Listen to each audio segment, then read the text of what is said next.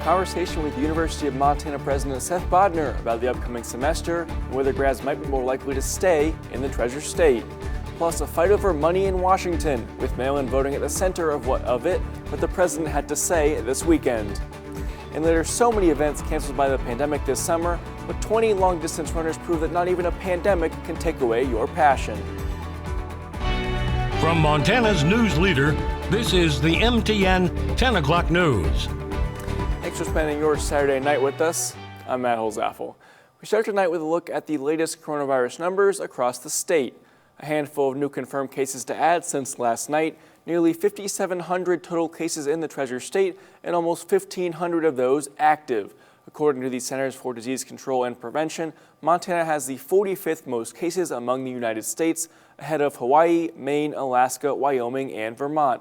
Lewis and Clark County currently showing 58 active cases, while Cascade County comes in at 67.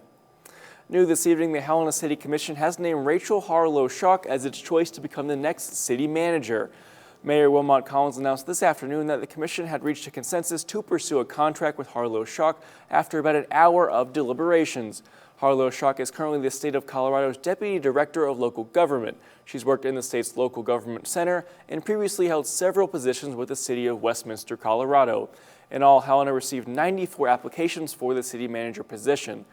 The City Commission narrowed the fields to two finalists who came to Helena this weekend for final interviews. The other finalist was Troy Smith, Deputy City Manager of Commerce City, Colorado.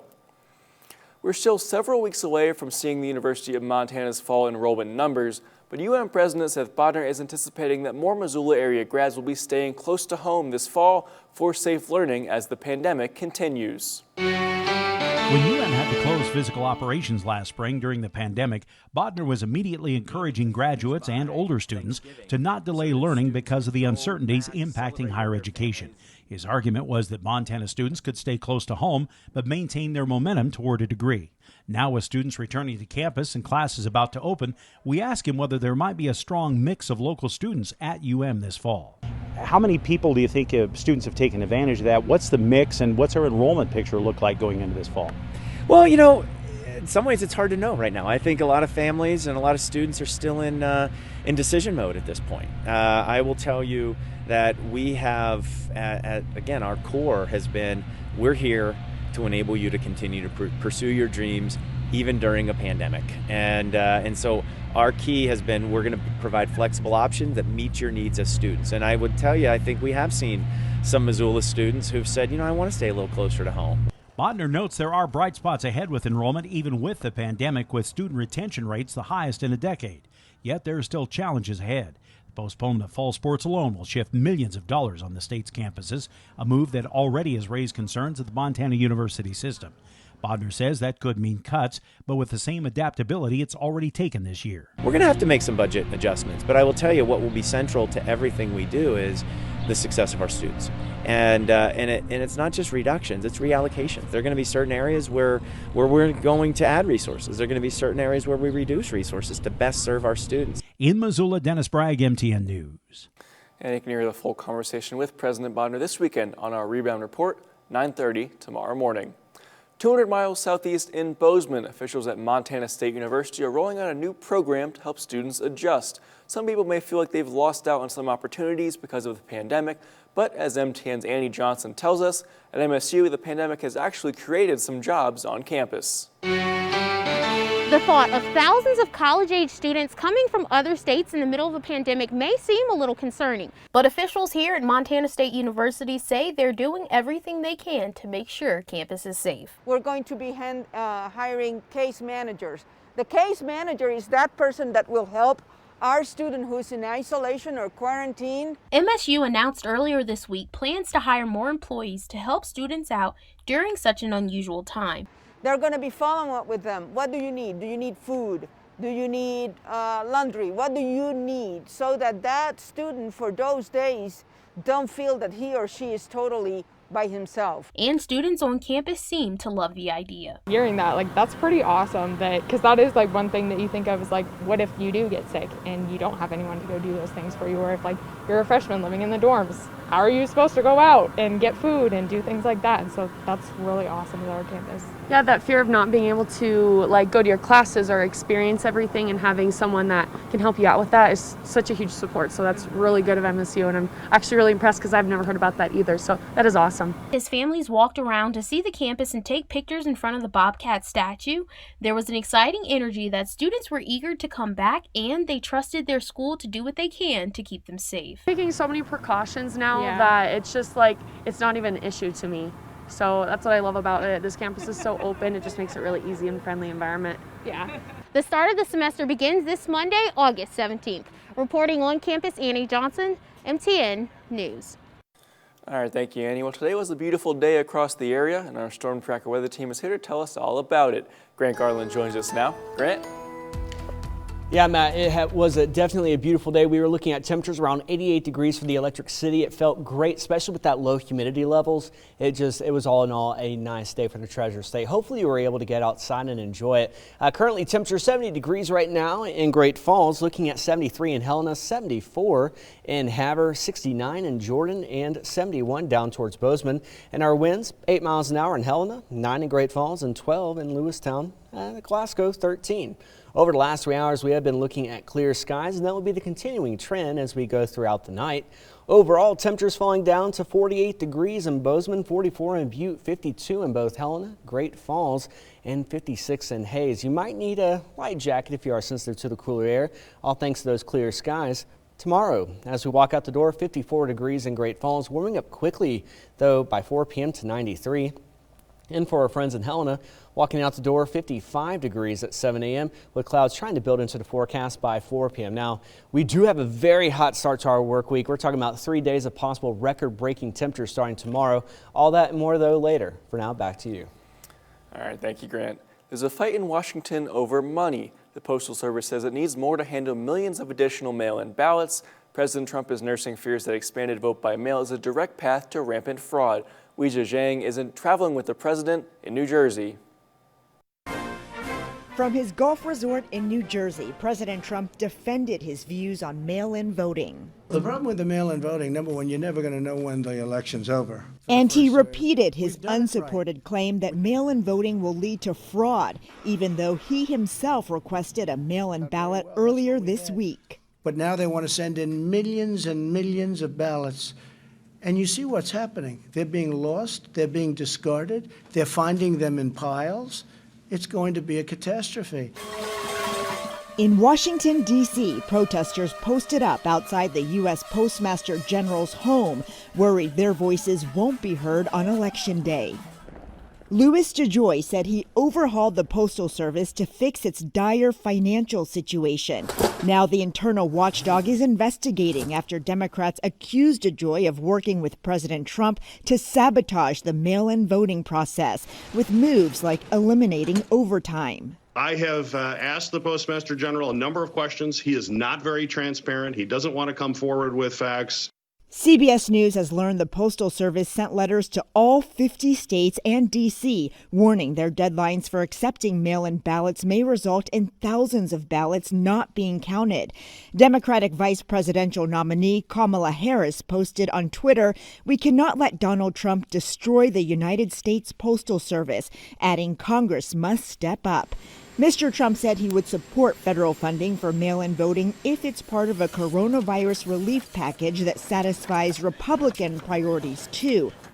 Another union, the National Association of Letter Carriers, which represents 300,000 retired and active Postal Service workers, has endorsed the Biden-Harris ticket, saying in a statement, this pandemic is threatening the survival of the Postal Service, and the Trump administration is not helping. Weijia Zhang, CBS News, Bridgewater, New Jersey. A little bit closer to home, one Butte historian is dedicating her to honoring the victim of a violent event that occurred 100 years ago, known as the Anaconda Road Massacre. MTN's John Amy takes us on a trip back in time. On April 21st, 1920, a group of striking miners from Butte marched up the Anaconda Road, demanding better pay and working conditions from the Anaconda Company. They soon found themselves fleeing in terror from a hail of gunfire. and they opened fire on the men, shooting many men, most of the men in the back. The men that were shot were all shot in the back. 16 men were injured in the shooting, and one man, Thomas Manning, died from his wound. The firing stopped, and the smoke literally and dust literally went away, faded away. The neighborhood children went out and they picked up the miners' hats that blew off the men's heads as they were fleeing the gunfire. Some say the hired guards of the Anaconda Company, also known as the Company Goons, were ordered to fire on the unarmed men. However, the company claims the guards were fired upon first. An inquest into the incident revealed very little. All they concluded was that Thomas Manning was dead. They never did find or know who actually fired the shot that killed Thomas Manning. Crowley, who grew up on the Anaconda Road, has been researching the massacre for years and was surprised to find Manning was buried in an unmarked grave in Holy Cross Cemetery. With funding from the Central Montana Building Trades and Construction Council, she was able to get Manning a new headstone. And I made a promise then that I would make sure he had a tombstone. Well, Thomas Manning was an immigrant from Ireland whose dream was to work here and raise enough money to bring his wife and child to America. Well, that dream died on the Anaconda Road. But Julie is hoping that this headstone will make sure Manning's legacy lives on. When we go work an 8-hour day, when we have a vacation, when we have a social safety net, Social Security, Medicare, we have safe working conditions. Those weren't just handed to people. People like Thomas Manning and others, Frank Little, they put their life on the line for that. They lost their lives fighting for that. In Butte, John Amy, MTN News. Still ahead, one Great Falls woman is using her years of dog training experience to help people make sure their dog is fit for the farm. I'll tell you what I'm talking about after the break. From Montana's news leader, you're watching the MTN 10 o'clock news. Welcome back. For 66 years, the International Association of Firefighters have been collecting funds for the Muscular Dystrophy Association, an annual fundraiser where you typically see firefighters outside with a boot collecting donations. This year, the fundraiser went virtual because of the pandemic. In previous years, Helena firefighters were able to raise about $13,000. Having the fundraiser virtually just does present more challenges, but Helena firefighter Dave Mazalowski remains hopeful that he can still help those with neuromuscular diseases. We have the unique privilege of being, called heroes, stuff like that. But when we hear the stories of these kids battling this disease and all they want to do is go to summer camp, and this is our ability to provide some funds to send these kids to summer camp, it makes all the difference. All proceeds go to funding research for treatments and cures for ALS, muscular dystrophy, and other neuromuscular diseases. To find all the ways you can donate, that information will be posted on our website. You've always wanted to own a farm dog, but your four-legged friend doesn't exactly fit the title. One Great Falls woman is using her years of dog training experience to make sure your dog is fit for the farm. 40-year dog trainer Lori Levy offers a class right out of her home for all dogs to become farm dog certified. Dogs train for 4 weeks before they compete in a pass-fail trial to become farm dog certified. The dogs undergo several tests they would encounter on a farm, including interaction with farm machinery, walking over various surfaces, and learning how to interact well with humans, dogs, and livestock. EB said the class is relatively new for Montana and allows title-seeking owners to enter their dogs in a COVID-friendly trial. This is one thing that's outside, and you aren't exposed to a lot of people. Even when we have the competition, it will be strictly social distancing. The judge will be out there with you and your dog, and you come up one at a time. EB plans to offer another training session in the spring. For the first time in 4 years, the Montana State Horseshoe Championships made its way to Great Falls. Although the event coordinators weren't sure this year's tournament would even take place, a total of 111 competitors showed up to throw. 100 adults and 9 juniors spent their Saturday pitching horseshoes in the hopes of becoming a shoo-in for the championship title at the end of the two-day tournament. Despite the uncertainty surrounding this year's championship, 5-year junior competitor Kayla Klunt says more young competitors turned out this year than in years past. I think last year at state we only had 3 people, and a couple years ago we only had 2, so 8 or 9 that we have today is really good, and we're really happy with that. We would like to get more juniors to go in, because once the older people start not playing horseshoes or stuff, it kind of dies out, so that's why we want more younger people in here to play. The championship will continue tomorrow morning at 8 and wrap up in the afternoon. We'll have the final results available for you on our website tomorrow. I wonder if it's all in the wrist, you know? I think it is. I don't know. But tomorrow's sunny skies, 8 on the UV index means you could start to burn in 15 minutes your skin if you don the proper sunscreen. Don't go away. Your 7-day forecast is coming up next. Stormtracker Weather starts now with Grant Garland. Welcome back, everyone. I hope that you have had a pleasant Saturday so far. It's been a beautiful day, and we are looking at a beautiful day tomorrow, but our temperatures are definitely going to vamp up. Now, today's high, we did get up to around 90 degrees in Helena, 86 in Bozeman, 89 in Havre, 83 in Lewistown. Out towards Glasgow and Jordan, both looking at 91 degrees. The average for this time of year for Great Falls is around 83, so we were above that, but thankfully we didn't break the record when it was 101 degrees back in 1990. That was also the year that Madonna asked us to strike a pose Vogue, as well as MC Hammer's Can't Touch This with that interesting dance.